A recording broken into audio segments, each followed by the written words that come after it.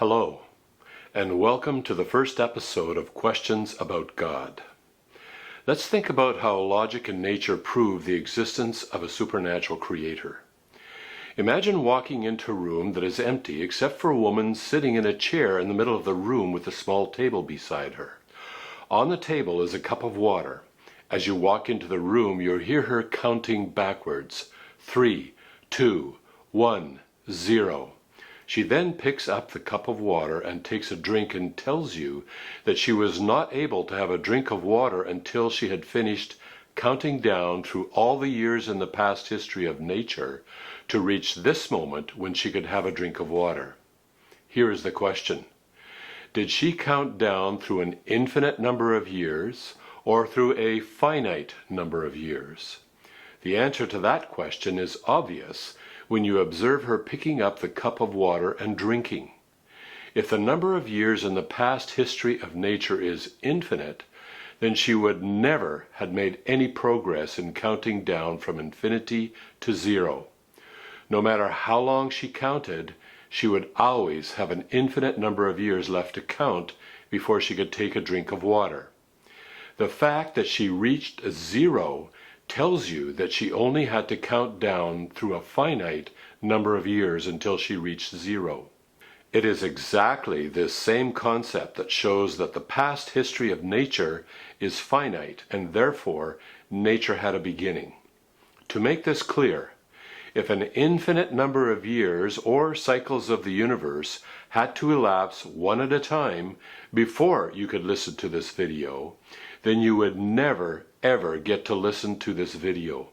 There would always be an infinite number of years or cycles still to occur.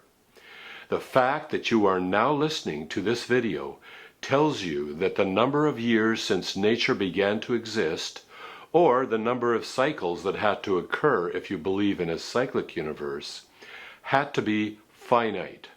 There is, therefore, a beginning to nature. And when I use the word nature, I mean all of physical reality that is built from time, space, matter, and energy. That includes the entire universe, and if you like to believe in a multiverse, it also includes that. Even a multiverse must have a beginning for exactly the same reason. The next question is this. If nature had a beginning, then what caused nature to come into existence? The answer to that question must be one of only two options. The cause of nature is either natural or not natural. Those two options include the full range of possibilities. We have a word to describe things that are not natural. We call them supernatural. An example of something supernatural would be the axioms of mathematics and logic. They do not merely exist within human minds. They are very real, but are not controlled by the laws of physics. In fact, it appears that the opposite is true. All of nature, including the laws of nature, are controlled by these non-natural or supernatural axioms. Of course, there might be other things in the set of real supernatural things, including God, or minds that are not controlled by the laws of nature. So we only have two options for the cause of nature. The cause must be either natural or not natural. Since the category of not natural is defined as supernatural, the two options for the cause of nature are either natural or supernatural. But logic eliminates one of the options. Just as it is logically impossible for a woman to give birth to herself, so it is logically impossible for nature to bring itself into existence. That would be a violation of one of the fundamental axioms of logic, the law of non-contradiction. Therefore, when we have only two options, and one of the options is logically impossible, then the other option must necessarily be true. Therefore, the cause of nature must be supernatural. We can summarize this into just two premises and a logical conclusion. First, the cause of nature must be either natural or supernatural. Second, it is logically impossible for the cause of nature to be natural. Therefore, logic requires that the cause of nature is supernatural. If the cause of nature is supernatural, then nature and the laws of nature have a supernatural cause and foundation. This leads to another question. If the cause of nature is supernatural, then what caused the supernatural cause? I often hear a similar question. If God caused nature, then what caused God to come into existence? The answer to that question is to realize that time has a beginning, as we saw earlier. When it comes to the question of what caused time, we have only two options. Either something dependent upon time caused time to begin, or something independent of time caused time to begin. But one of these options is logically impossible.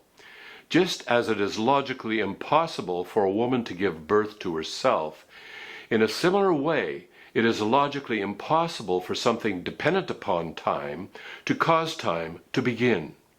When we only have two options, and one of those options is logically impossible, then the other option must necessarily be true. The cause of time is something that exists independent of time. It is, therefore, timeless. If it is timeless, then it cannot be caused by yet something else. It either exists timelessly or it does not exist timelessly.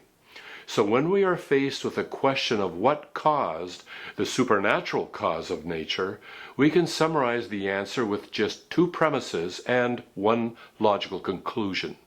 First, the cause of time must be either dependent upon time or it is timeless. Second, it is logically impossible for something dependent upon time for its existence to cause time to come into existence.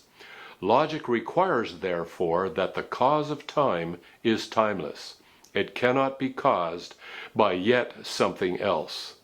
Logic and the existence of nature, including time itself, requires that the supernatural cause of nature must necessarily be timeless, and therefore it is impossible for it to be caused by yet something else.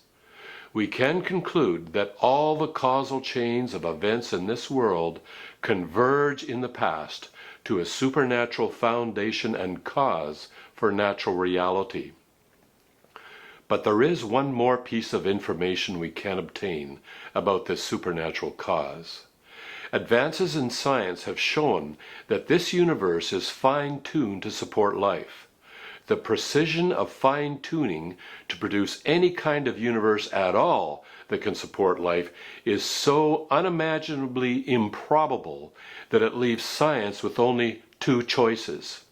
Either there are an infinite number of universes and we are lucky enough to live in the infinitesimal subset that supports life, or the universe was intentionally designed by a mind vastly superior to anything else we can imagine. Choosing an infinite number of unseen, untestable universes with the motive of denying the universe was designed is irrational. The more rational conclusion is that since the universe appears to be intentionally designed to support life, the cause of nature must be a mind. But that mind is vastly superior to anything we have ever witnessed within humanity.